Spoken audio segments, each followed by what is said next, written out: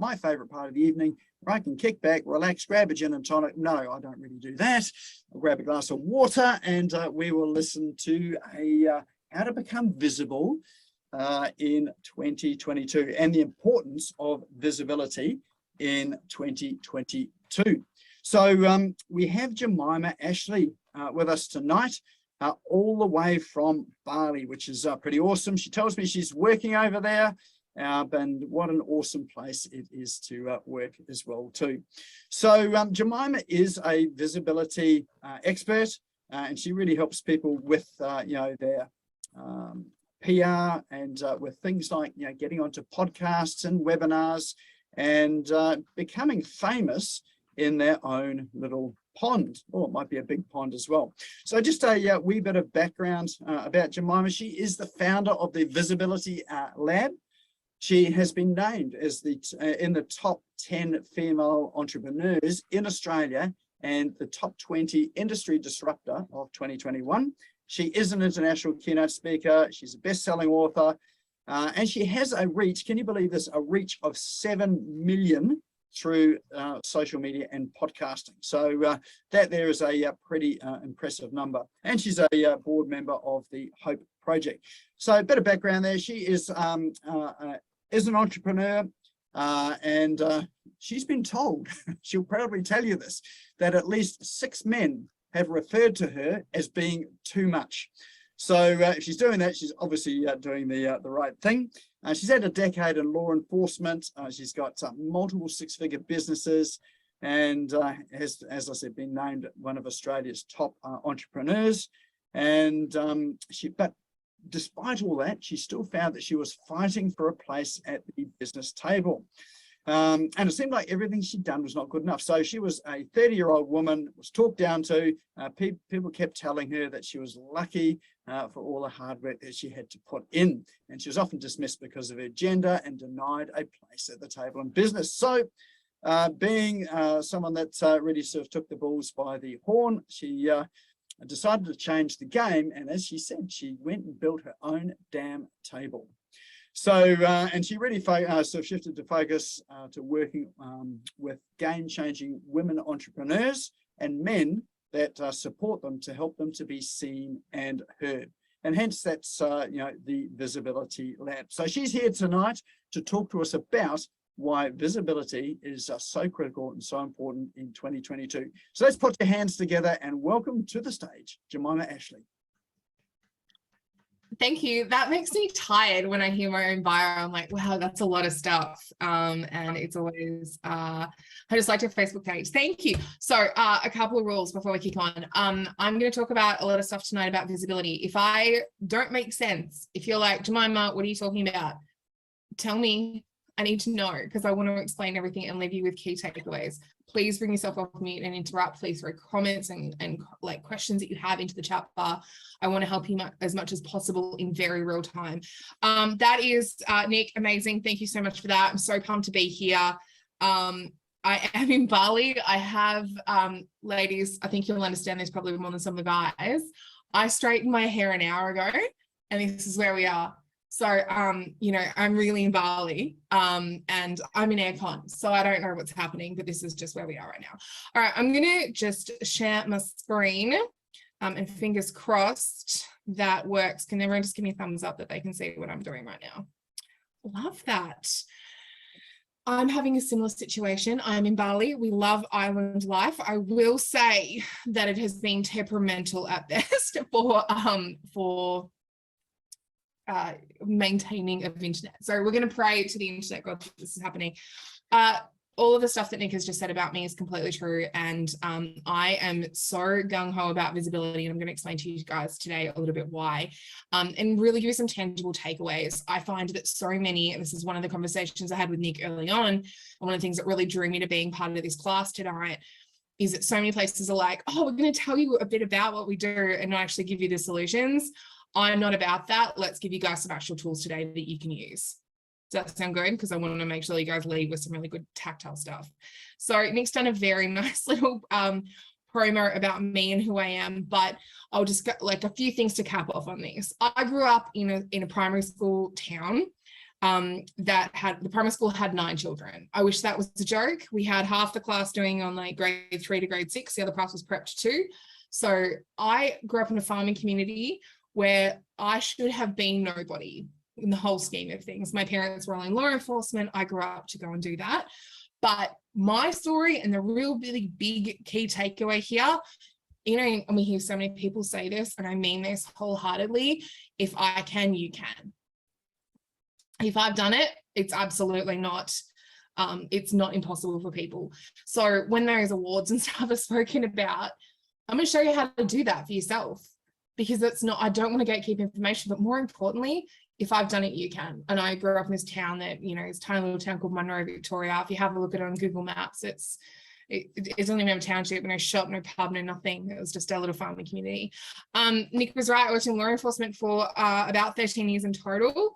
And I accidentally started a small jewelry business in 2015, which would grow to 6 figures very quickly. I didn't realize that was unusual. And suddenly I was like, oh, I think I figured out this business thing. I started a podcast series called The Business Experiment, which would go on to have 7.2 million downloads at last check. Evergreen content, no longer running, but still around. You can go and listen to it. And I built a brand way before I knew even how to do that. So I had to go and reverse engineer. I had to learn what I would have done better and what I would have done well to start with. And to understand what this visibility thing was. What happened was I went from a job where I wasn't allowed to have my photo taken. No one was allowed to really know my name. I worked in intelligence. This wasn't something, and like, as soon as I started publicly talking about it, the AFP went, you can't work here anymore. And I was like, that's fair, right? That's pretty fair. If I'm doing this job and having a profile, you can't do both. I had to make a choice, and I absolutely made the right one. I built a brand very quickly, and I did it wrong. And what I'm trying to do now is teach people how to do it very intentionally, but also how to do it quickly at the same time. These people that talk about being an overnight success, it takes up to 10 years to do that. I'm trying to give you guys some shortcuts to make it in 5, if we can do that properly. So this is who I am now and what I've done. I've been featured in over 350 different media outlets. I've spoken across stages, across the world. I have spoken with Valerie Jarrett, Barack Obama's senior advisor, Ida Buttrose. I sold 250,000 copies of my book, which you can win later, in less than 24 hours. I'm signed with a bunch of speakers agencies. That stuff, it's all there. And those are a couple of the places below that I have been featured in the media. Like I said, if I can do it myself without any PR training, I can teach people how to do it. I've now done a lot of PR training, but here we are. All right, do you guys want to learn how to do this in step-by-step order? Let's go. All right, great, Jemimah, why are you telling this? Industry at the moment, how many guys of you, and just like a quick show of hands, because I'm looking at a little screen here, how many of you guys have met a coach that's been coaching for like less than 3 months or 6 months? Like, you've met someone that you're like, are you joking? How are you a coach here? Or has a job that you're like, I don't even know what that is. Or how many of you guys know a mortgage broker? Everyone, right? We all do. This is the problem. If it's such a cluttered environment now where every single person can become a business owner so quickly and an entrepreneur, we teach you how to cut through the rubbish, how to get people to call you, and how to position yourself as the expert in that. In whatever industry you're in, you can be the go-to person on that. It is about repetition and about continually doing the same thing. This is what we teach every single day. And I'm going to walk you through the 5 things that we teach every day and all we teach and show you how to do it right now. All right, the Visibility Lab, we do 5 things and that's it. 1, we help people build a clear personal brand. You are different to your business, and we are going to dig into this, I promise you. Number 2, you're going to get around high-level personal networks. All of you guys are in this room right now. You're in the right room. There's this old saying that you guys would have heard, you are the sum of the 5 people that you spend the most time with, famously quoted by Jim Rohn, who's an incredible man. But he talks about that you are a direct reflection about the people that you are spending time with.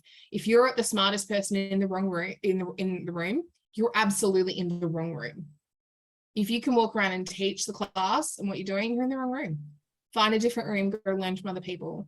Number 3, media and PR pitches. You have to get on podcasts, you have to be in television, you have to get print media. The big reason for that, obviously, simply being you have to have third-party validation. It's exactly the same reason that we want to have testimonials. Number 4, social media. It amazes me how many people every single day don't do social media well, and they don't understand how to use it and how to utilize it properly. And finally, we're going to talk about award applications and why awards are important. One of the key things, key findings that they found, they did a review of the wines that were being bought from BWS and from other wine shops, and 90% of purchases were done because if you weren't going in for a specific wine of a specific type and from a specific country or a region, you were picked because of the awards on the bottle. People are reading award-winning entrepreneur. They're looking for logos.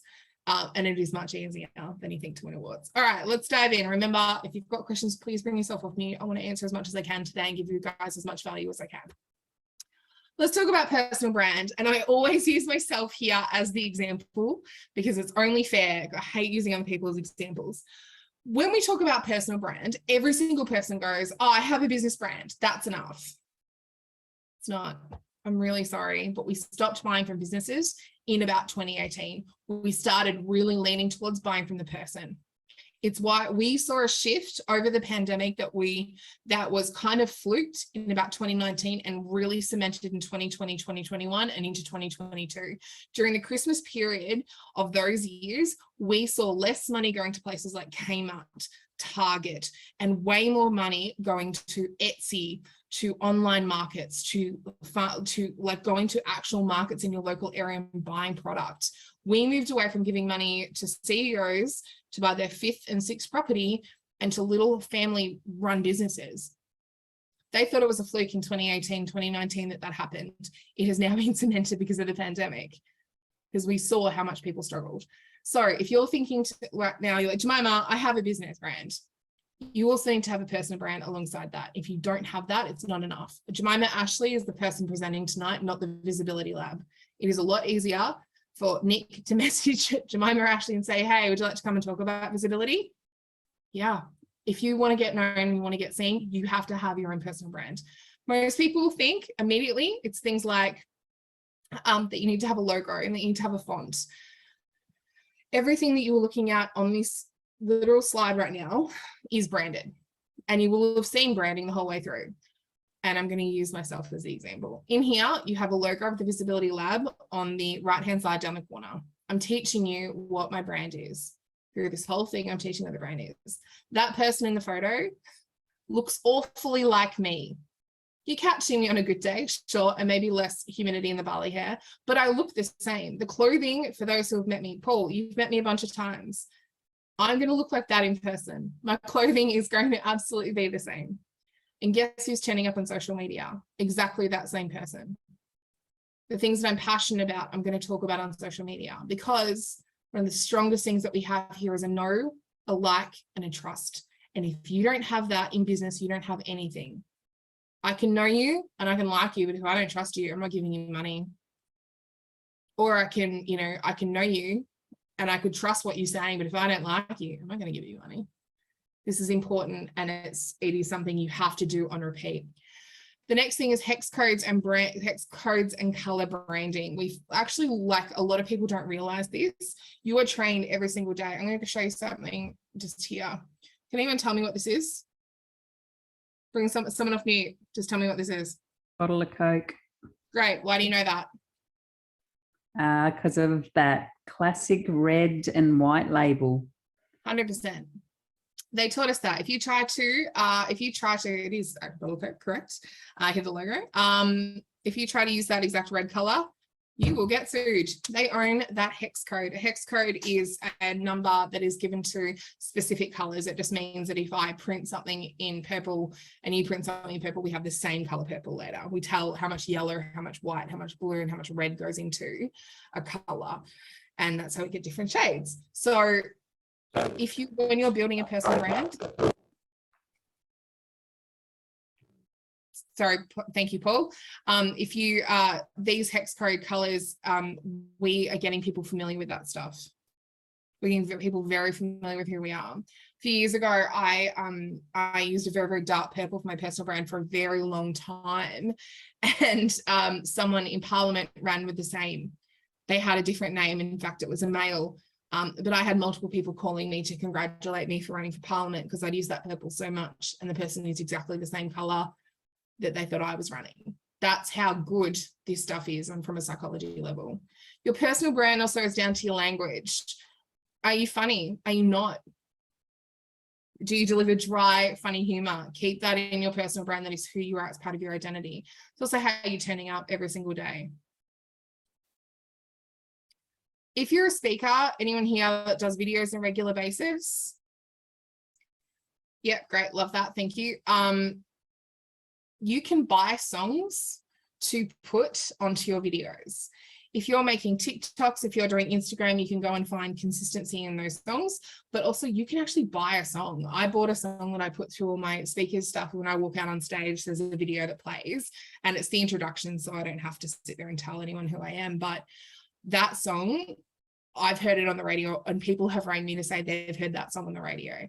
Personal brand is reminding someone every single second of every single day who you are, what you stand for, and what you're about. You cannot rely on your business brand. I can also say this because I've sold some businesses in my day. If I hold everything that I am onto that business, and so Jane, if you go and sell Mrs. Red's art room at some point and that becomes someone else's business, you lose your entire identity.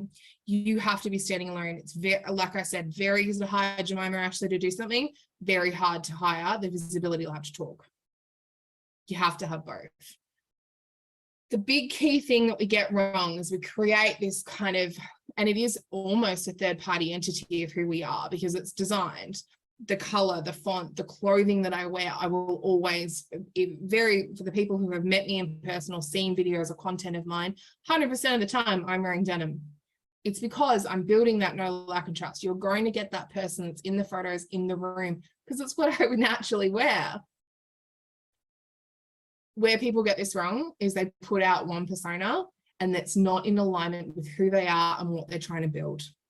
So the question that we always ask, and it becomes a big part of the things that we speak about, is simply the what, who, and where. This is fundamentally the stuff. This is fun. I'm just saying the question, give us a second. This is the fundamental stuff that if we get this right, this is the foundation to all PR and all visibility. If you can answer these questions, you will absolutely change the way your business is perceived. The first thing that I want you guys to be able to answer is this: what problem do you solve?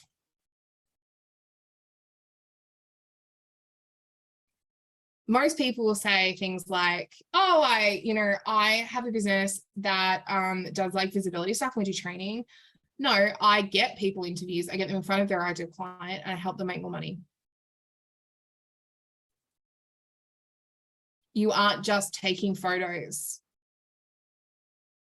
You're helping people get visible, curate a brand, build lasting memories. You aren't necessarily, I heard someone say earlier that they do animal medium work. It's having a conversation with your pet in real time. Do you want to know if they're in pain? Do you want to know if they're okay? The problem is you're breaking that communication barrier down. What problem do you solve? The next part is who. Who do you solve that problem for? And if your answer here is everyone, we need to have a talk. Everyone can't be our ideal client. What problem do you solve? Who do you solve that problem for? When we know who our ideal client is, who the people that we need to be speaking to, it makes it a lot easier for us to build a business that is sustainable and to help you get visible. Because the next question is, that ideal client, where are they spending time and where are they already spending money? I'm going to use a real life PR example. I am a 37-year-old female who speaks predominantly to women. We have about 80% female and 20% male. We deal with entrepreneurs who are all about $100,000 who are exceptional at what they do. They are trying to change the world. They've got big plans, big things that they want to do. I had an inquiry that came in the other day that asked me to go and speak to a magazine that is focused at men, that deals with industrial style motorcycle stuff. They want me to do an interview for them. Is that, and it only sells to mechanics, their reach is about 20,000. Is that, and they want me to talk about visibility. I was like, really? Because in this scenario, the problem that I solve, which is visibility, mechanics don't really need visibility. They're very locale based. They have a shop front, and generally, unless they're trying to change the industry, they can't really market outside of their immediate area.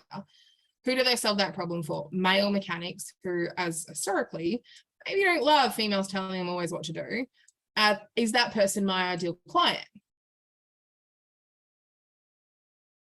No. There is no point in me trying to pitch that magazine to be featured in there. It's the same thing if I said to someone here that so I'm seeing Michael, look like you do professional media, is that right? Like in a media kind of company. It would be very, very hard for me to be like, would you like to come and be featured in a pet magazine? Whereas if I said to Annie, would you like to come and be featured in a pet magazine? Her ideal client, she solves the problem. It's the right place, right time, because we have a much easier way of communicating with them. What tends to happen with PR pitches is we have people trying to pitch to everything, to every podcast. If you can answer what problem you solve, who you solve that problem for, and then tell people on repeat, how much difference can that make to your business? And especially from a visibility point of view. If you get clear on your messaging, the visibility comes next. Any questions about that? Because I know that was rather big. Jenny asked me a question. I'll answer my own question. What happens if you intend to sell, but you're building a brand based on your own brand? Jenny, I have to hear a little bit more information about that. Let's come back to that at the end. And maybe we'll do some like real life kind of work on that and some examples on that. Amber, please ask your question. Bring yourself off mute. Hey. How you going? I wanted to know, with your personal brand and your business brand, what so I'm predominantly Facebook, and I'm trying very hard to be Instagram. Oh my God, trying so hard. Hence why I'm here. So, but my Instagram kind of business page, I try very hard not to necessarily make it. I don't know how to make it personal without it not being, I don't know. Do you know what I'm trying to say? Like, how do I mix the two together, but don't overdo it? Great. We have a formula coming. I'm actually going to talk about it. There's an actual formula that has been proven. So usually at this point I would do this and I'd be like, see this degree here, it's a psychology degree. Love psychology, love how we buy stuff, love how time changes, love how people do things. My job for a long time was in behavioral psychology for law enforcement in an intelligence capacity. Sounds cool, right? Would love to write a book one day. But I love how people do this, because what we see people do all the time with like social media, like buy my stuff, buy my stuff. Here's 400 photos of my children. How do we find a happy medium? So this is actually a tool that we give people, and I'll go through in a second. Speaking of social media, great question. And please, if you have questions, bring yourself with me, because I would love to tell you guys. And it might be coming up, fingers crossed. Hopefully I've preempted most of the questions. Social media and expert posting. Let's start here. In social media, hopefully you guys all have an understanding of how that works. This is not the day for me to explain Instagram to you, but you need to be posting every single day on every single platform. I know it's a lot. It seems like a lot. I get it. And that's why we have a formula for it. I promise you, we even have whole spreadsheets you can get from us. But if you're just starting out, at a minimum, all of you have to be on Facebook. And then you need to have another one, again, where your ideal client is spending time and where your ideal client is already spending money. And that includes attention economy. When I talk about time and money, where is your person staring at their phone? Where is that person physically spending time? I worked with a tutor for a while, And they were like, I just can't get traction. We know we're doing cool stuff. We know we're getting kids across VCE and GSE, you know, above and beyond where most normal kids are ending up. We know how great we're doing. We just don't know how to talk to the people. 2 weeks later, I happened to have a chance encounter where I'm sitting at my niece's netball final. And if anyone has children and has had to sit through netball games, you guys deserve medals. Oh my goodness. But I'm watching this kid like play netball, and I looked around, I was like, there are over 200 parents right now. Do you know what we did? We bought those, like we sponsored the courts. We just bought a couple of those metal signs. We like sponsored the courts and had them printed up. His books were so full. He was trying to talk to the kids. They weren't the decision makers. It was the parents. The ideal client was the parent. And those people were spending physical time sitting at those. He then went on to sponsor the football club. He went on to go and sponsor a bunch of other places where these kids and the parents were just sitting for hours on end. Like I said, you guys deserve medals. Anyone has children, I don't know how you do it. Well done, you. You need to know where they're spending time. If you have to be on Facebook. Instagram, LinkedIn, and TikTok are the main players at the moment. This changes regularly. And be careful of the demographics. You will have heard a lot of people talking about TikTok for children. The current age demographic is 32. Most of the users are sitting in their early 30s. And most of that is because of the pandemic. But they have now established accounts. They're watching, they're building stuff, and there's a lot of information on there. The other thing TikTok has done really well is split algorithms. So the content that I see and the content that Annie and the content that Nick might see will be wildly, wildly different in a good way. I spent a lot of time on Fox Talk, watching a lot of foxes. That was really interesting to me. I also watched Crow Talk with like how people learn to negotiate with crows. That was pretty fun, and they get you to give them presents. If anyone hasn't hit that yet, amazing. Keep going till you find it. The whole point of this is you have to be spending time and money, or you have to be spending your time and posting where your ideal clients are spending time and money. And the other thing is you have to talk to them every single day. And if you're not talking to them, and you're not communicating with your market every day, you're missing opportunities. It used to be, and you guys will have heard this, I'm sure, that it's like 6 touch points for someone to buy from you. Like it's more now, it's about 15. One of those touch points can be the know, like, and trust, and can be the social media post. All right, let's keep going again. Bring yourself off mute if you've got any questions. All right, media and PR, very quickly, 101 on these. 3 places that you can look at. Source Bottle is completely free, as is Harrow, which stands for Help a Reporter Out. Source Bottle is Australian. It is a What? Hello? Huh? Hello? I can't see who's talking. Someone got a question? Someone's come off mute by accident. Love that. Okay, cool.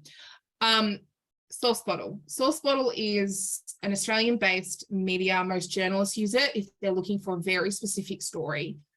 This will look like anything from, I saw one today about, have you ever worn an ankle brace? I saw one yesterday. It was like, are you a big Elvis fan?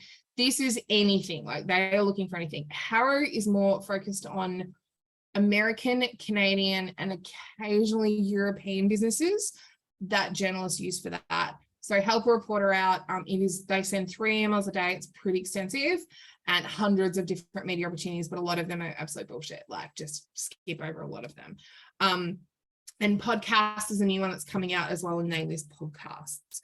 These are places you can go and register and have a look at what journalists are looking for right now. They're opportunities that will be dropped into your inbox every single day, and you can respond to any of the ones that are there and have direct access to reporters.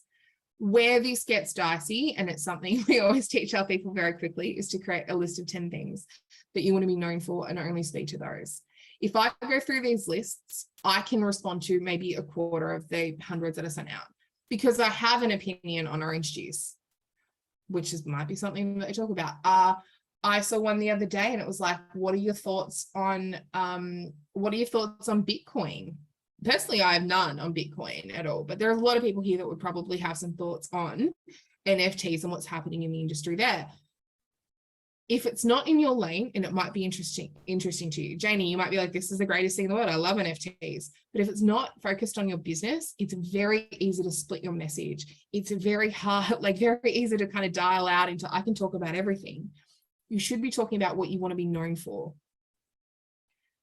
What inevitably happens with a few of my clients is they'll ring me and be like, you know, this is kind of something I could talk about. I was like, is it on your list?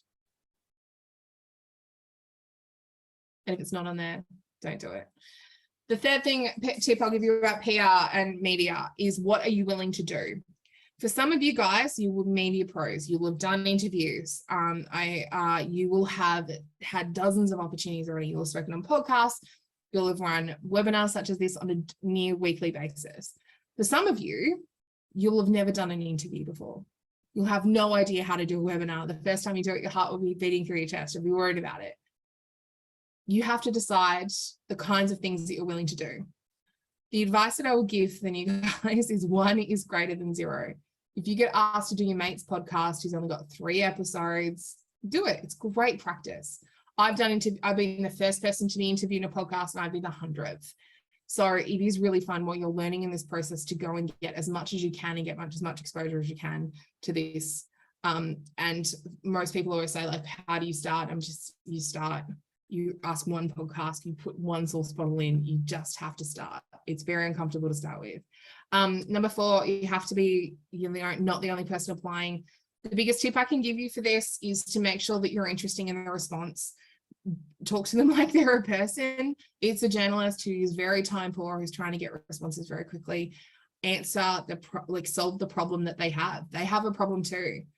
And it's the same problem that you can solve. What problem do you solve? Answer, go and have a look at SourceBottle, and happy to give you guys feedback when we're doing that. All right. So, question that we were asked earlier about social media. Amber, maybe you'll be paying attention here. I think you'll love this. Okay, let's talk about social media and the kind of posts that you're going to be doing. This is formulaic in many ways of how to do it. The first thing that you have to do, you have to be posting, are expert posts. You have to tell people what you specialize in. And I want you to dumb this down. When you are good at what you do, it's very easy to skip to the middle part because you think the start is boring. You think it's really boring to explain to someone about why it's important that you communicate with your animals. Or maybe it's some telltale signs that your animal's trying to communicate with you. It's very easy to skip. Why is it important for you to have skincare? You assume everyone knows. Dumb it down to like 15, 16-year-old level. It's not patronizing. It's actually going to help your market understand. I work with a lot of people in real estate and finance, and one of the hardest things I get them to do is to take it from very high level where they're talking about using acronyms and they're talking about money. I'm like, dumb it down a little. Think of the Barefoot Investor as the example here. He wrote a book. Great guy, writes his book, The Barefoot Investor, where he talks about, buying coffee, buy coffee pods instead of buying coffee out every day. And everyone's like, oh my God, this is game changing. It's not brand new information. It's being repackaged into tangible bite-sized pieces that we understand when you're not in this industry.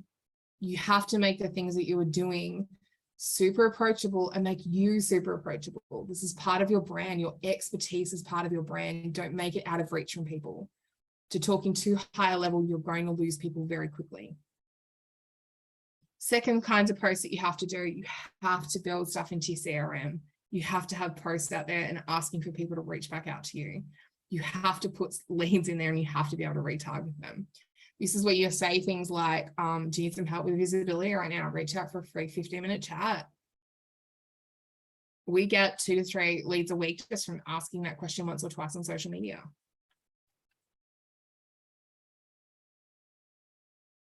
If you're, putting a lead magnet out there, you don't have a lead magnet, get one. They're an incredible tool and very easy because you're solving a problem for that person and that person is downloading it, has that problem. Crazy, right? Business personal. This is a question that Amber asked. Really hard one to answer. I follow this as basically a circle that I do an expert post, I do a CRM post, I do a business or a personal post, and I do a business personal. So I have like a business, I don't have 2 pages. Like I have a Jemimah Ashleigh, like media person page, but I have my personal Facebook, and I use that exclusively as the contact point for most of my clients. I don't break them up. I have done it previously. It's too much time and effort. And when we started to learn that people were kind of jamming with like, I want to know who you are, the know, like, and trust in building that. They got to know me. They liked me more. They didn't like the figurehead that was being put out. They want to know you. If I'm going to give you money, I've got to know you. I've got to like you. I've got to trust you. I've got to believe what you're saying. And I can do that and still look at a photo of your kid and be like, yeah, that TikTok dance is really annoying too. I agree with you. Ha ha. That stuff's funny. Like that stuff lands. If you're that person and you're like, this kid's doing my head in, and you're happy to put that stuff out, that lands with parents out there everywhere. That's going to bring your ideal client in.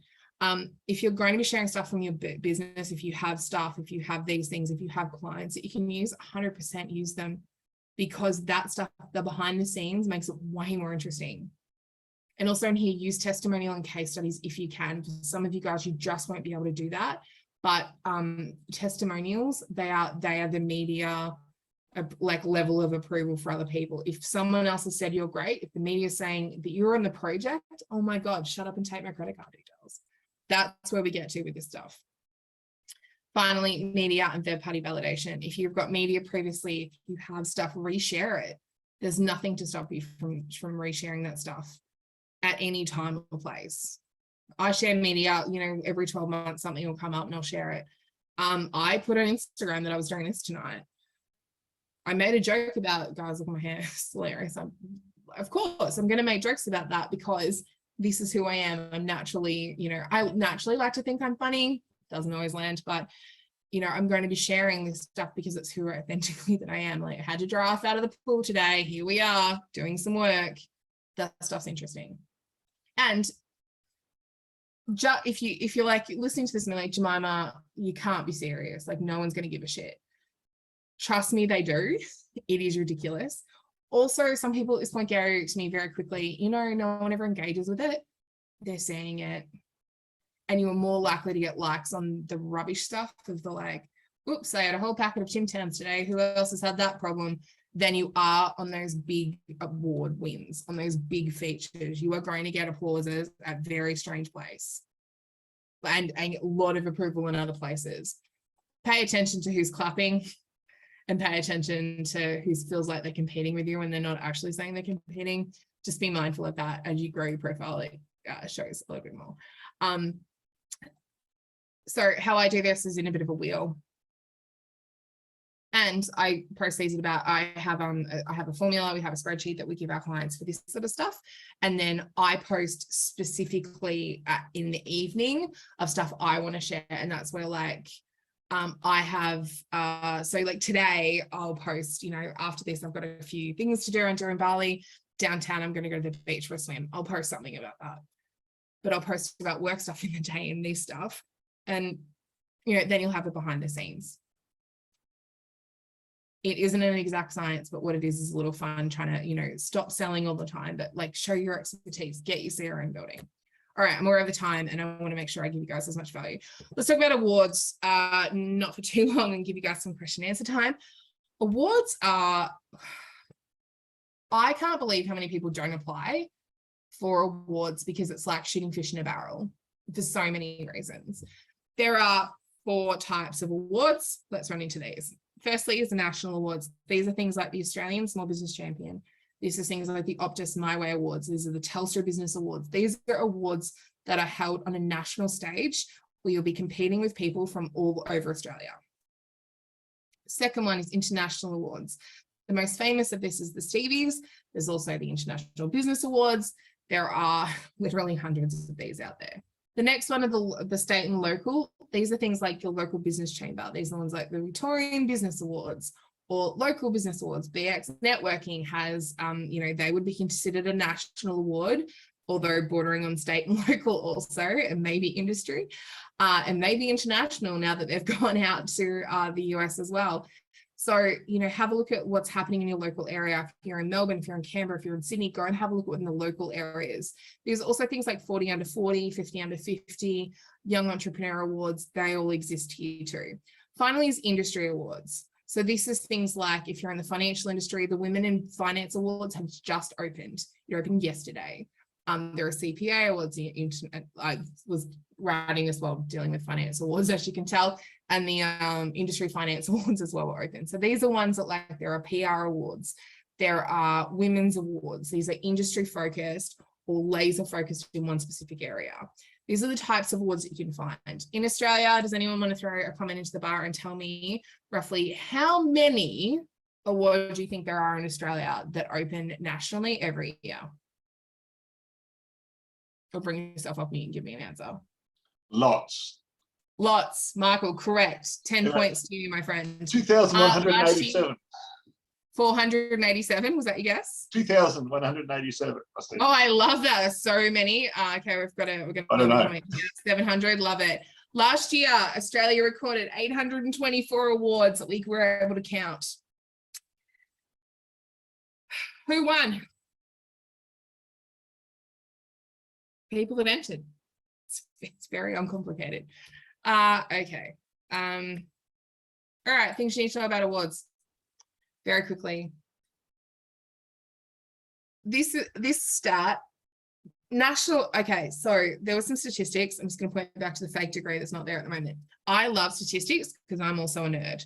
And I think it's a good way to tell what's happening. I read, and I don't know how true this is going to stand in 2022 because awards have taken a lot more traction. Last year, there was one national award that only had 31 applications each category. It's not very many, considering there were 10 finalists in each of them and 3 of them won. You had a 10% chance of coming home with an award.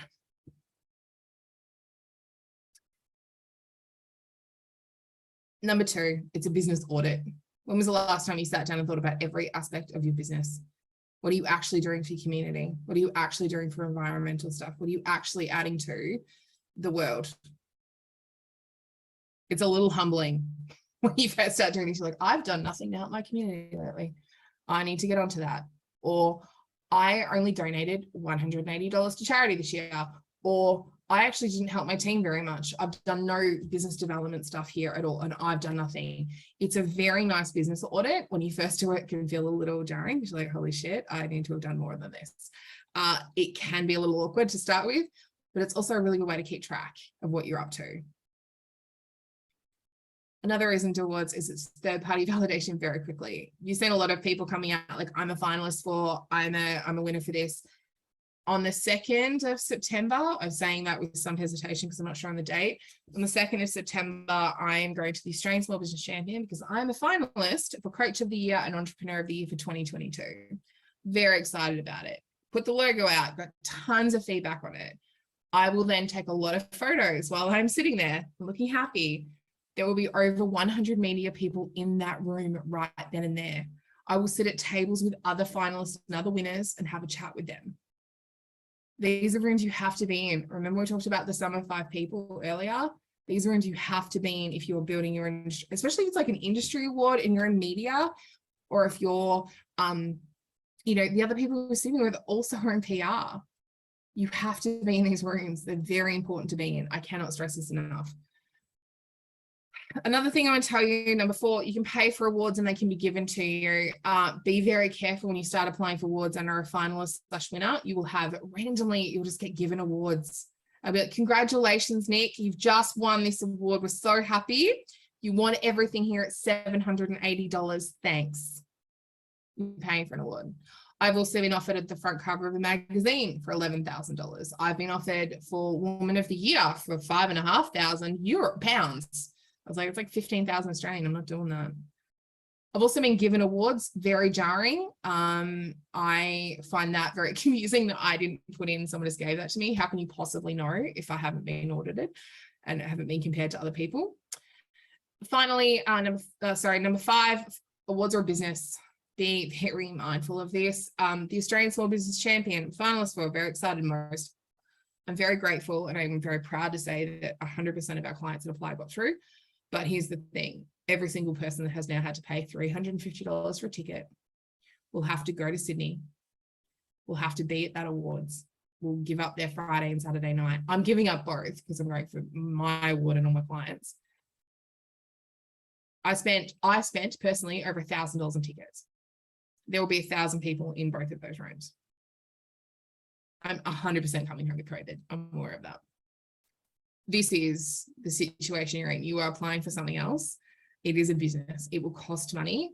Sometimes will be application fees. Osmumpreneur this year had an application fee for the first time. It was about $120. The week after I go to the Australian Small Business Champion, I'm going to the Women to Watch Awards in in Brisbane. Again, another ticket, another thing. This stuff adds up very quickly. I'm not trying to dishearten you from doing this. I just want you to be very clear that when you start down this little rabbit hole, it becomes a bit of an expensive, it's a marketing cost that you have to take into account of what you're doing. The psychology tells us, number 6, psychology, finalist versus winner, there is no difference. In fact, there seemed to be a little bit of lean towards you being a finalist because I thought you were going to be cheaper. The winners would add extra zeros, and that you actually might be like, maybe you bribe someone, maybe you paid for the award. A finalist is as good, if not arguably a little bit better. And the number 1 hack I'll give you for awards is do one application and do it well. There are only so many questions they can ask you in awards. How many times can I ask you, what does your business do and what problem does it solve? You're going to know the answers to that, write them down. The Australian Small Business Champion Award, I will keep repeating this because I want you guys to go and check the website because it's very important. It is the biggest national award. It's kind of the godfather of all awards when it comes into kind of PR area. They ask so many questions. No one else can ask you anything. If you do that application, have it sitting there ready to go. I also have, if you are looking at doing stuff in 2023, and maybe this year isn't your year, if you're looking at 2023, go and have a read of the questions, go and see what they're asking. You can see the questions without, you can make an account to see the questions, but more importantly, you can actually have a look at what questions and save some information. I have what I call a bit of a dumping ground on my desktop. If something's relevant, if I do a community fundraiser or I put something forward or I am on a podcast interview, I dump it into a folder. So later, I'm not going to forget these little things that I've done, and it's really going to add to the weight. All right. What happens if we get media and do it well? You end up with this. It's called a brag bar. It's actually not, I don't know what it's actually called, but it's what we call it, is a brag bar. And this is, I get to use this on the back of, this is an old screenshot from my old website or my media kit. And these are just some of the places I've been featured. If you have been featured anywhere, and I say this kind of jokingly, but seriously, in any capacity. So if you were once featured in Optus magazine because you won an Apple iPhone from them and your photo and a quote from you was in there, you could technically use that in your media kit. These are ones I've actually been featured in for business purposes. But this is what it can look like. And I did this in 3 years. So if you're like, Jemimah, oh my God, I did this in 3 years. And some of this was during a pandemic. This stuff of identifying what problem you solve again and doing stuff on repeat. I'm almost done. Doing this stuff on repeat and putting yourself onto Source Bottle and, applying for and putting yourself on media and having thought leadership and putting my personal brand out there really has changed the way that I do business completely. This has also been so interesting to me about how many people don't understand how easy this stuff is on repeat. We get this down to about 20 minutes a day per client, and I can guarantee you can do this in 20 minutes a day as well. I'm going to stop the share there and allow some time for Q&A. The thing is with the visibility is that a lot of people, and particularly in the PR area, they want to know very quickly, like, how long does this take? Unfortunately, there's no black or white answer for that. It comes down to very strongly about consistency of turning up, consistency of like engaging with your audience, consistency of, it's the straw that breaks the camel's back, right? One after another, and suddenly the floodgates open. This happens all the time. When people are always telling us all the time, like, oh, it took, that person blew up overnight. No, they didn't. I promise you they didn't. There's a lot of stuff that goes into the background of that, and there's consistency on every single person's behalf here to make sure that you are consistently doing these things. All right, I'm going to stop talking, and this is where you guys can ask questions. If you've got comments, feedback, if you're like, I don't understand anything you just said, now's the time for that, I think, more than anything.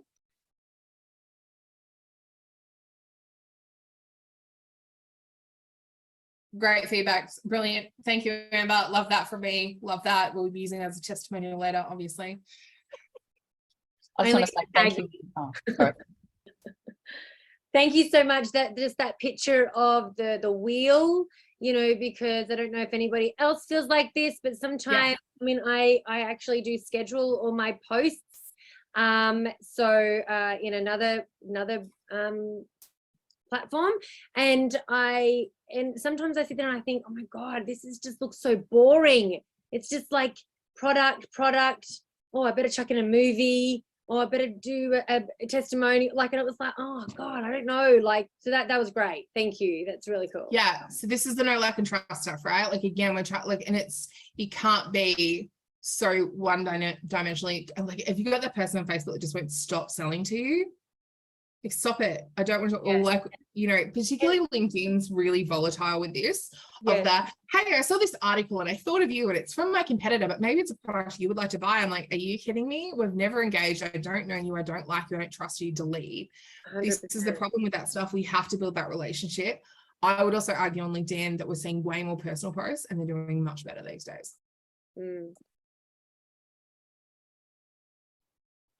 Jemimah, Sorry. Yeah, please, Peter.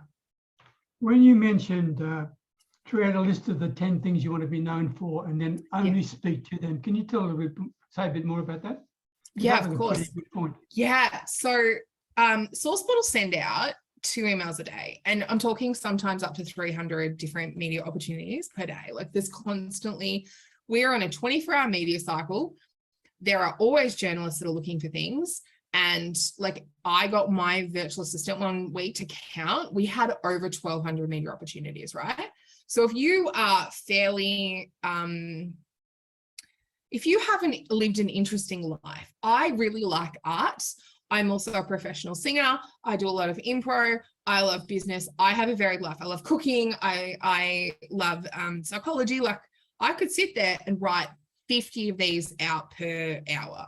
Like, I could spend so much time going through. And if you are someone that's similar to me in that sense of like, I really like, you know, I'm really passionate about women in business.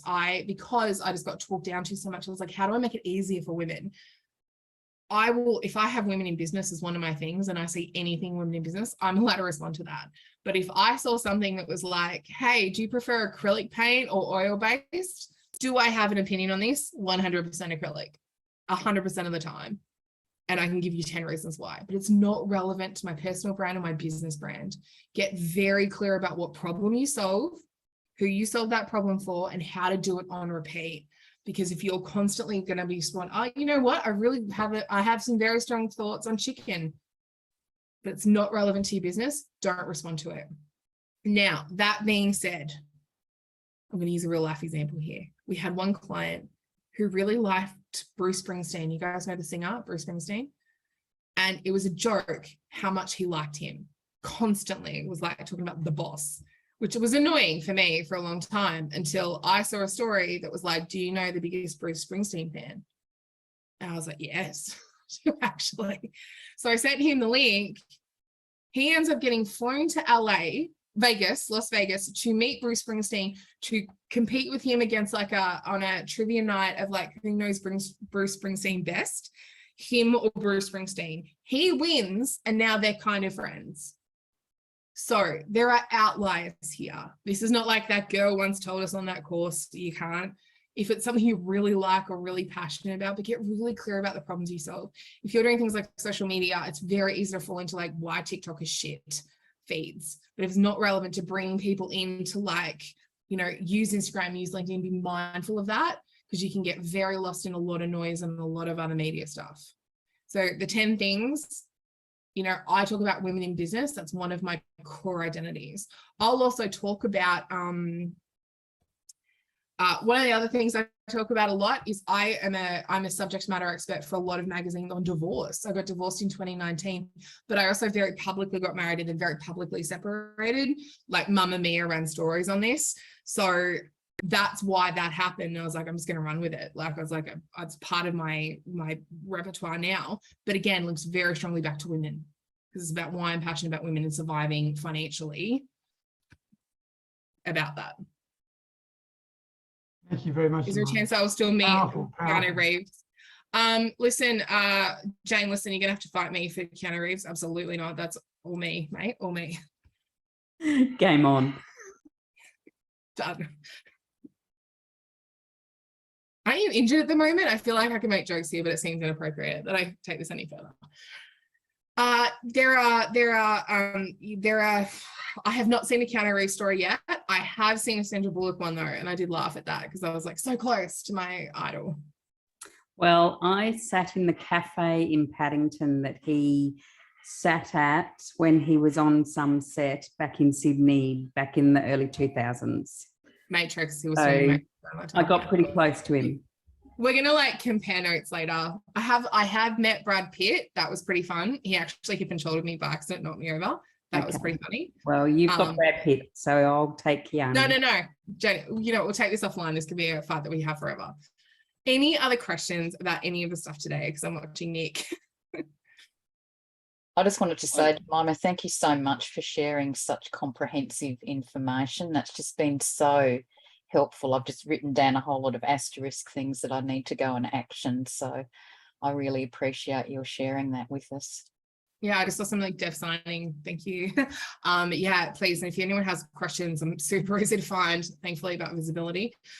This stuff it's not that difficult. It's really not that difficult to do. And it's really quite easy to do or repeat when you have the formula in there. When you have that kind of strategy for that, this is where visibility strategy is so important. To understand what you're trying to do, where you're trying to get featured, who you're trying to, what podcast should you be on, where is your ideal client spending time and money.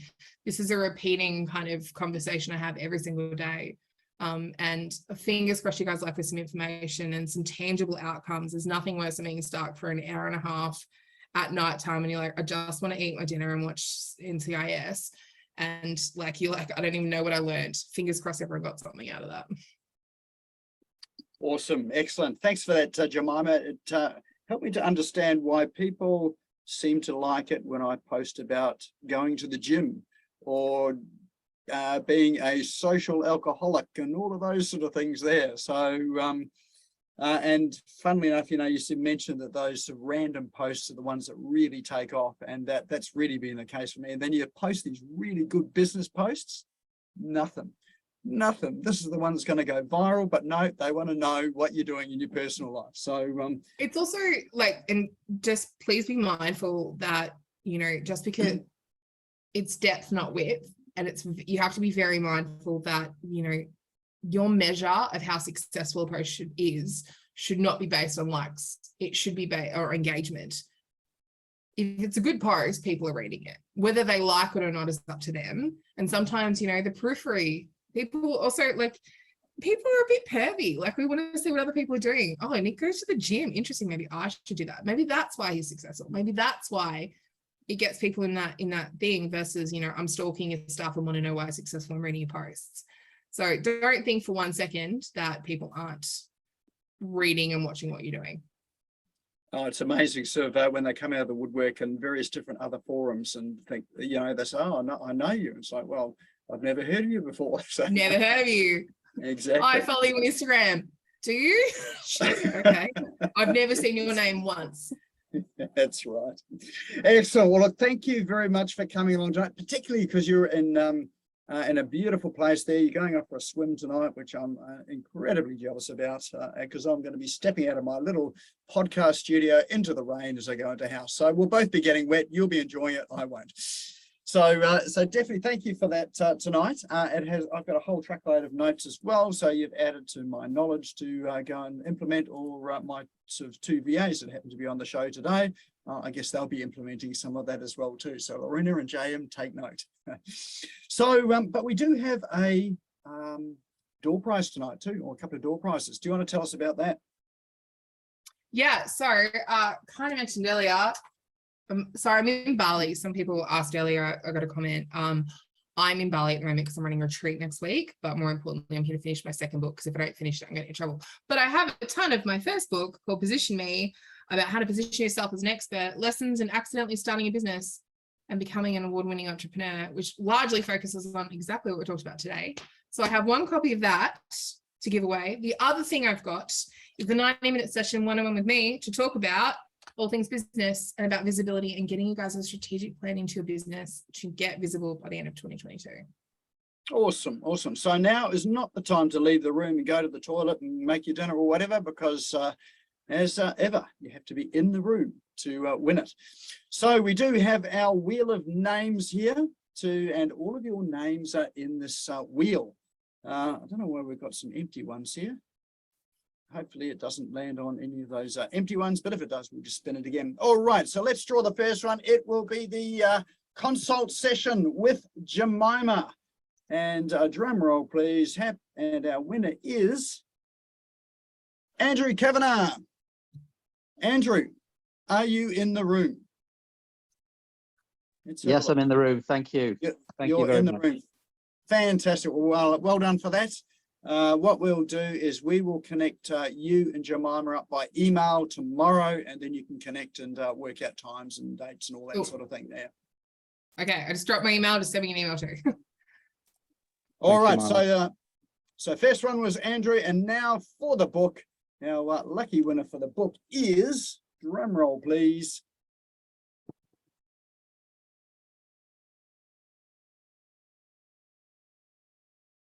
that would be Margaret Briggs. Are you in the room, Margaret? I'm here. Thank you very much. Thank you. Fantastic. Excellent. Well, again, we'll connect you up tomorrow as well, and can organise with Jemimah how to get that book. All right. Well, that there is our session of business owners smashing it online tonight.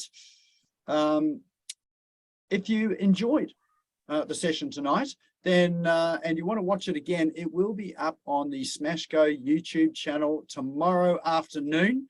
The link for that is in chat right now, and if you go there, subscribe to the channel, and you'll notice there's a little bell that pops up after you subscribe. If you click that bell, you'll get a notification as soon as that video has been uploaded. You can watch the replay there. I know I'll be watching the replay because there are a few things I didn't quite get to write down that I'll be going back to check over.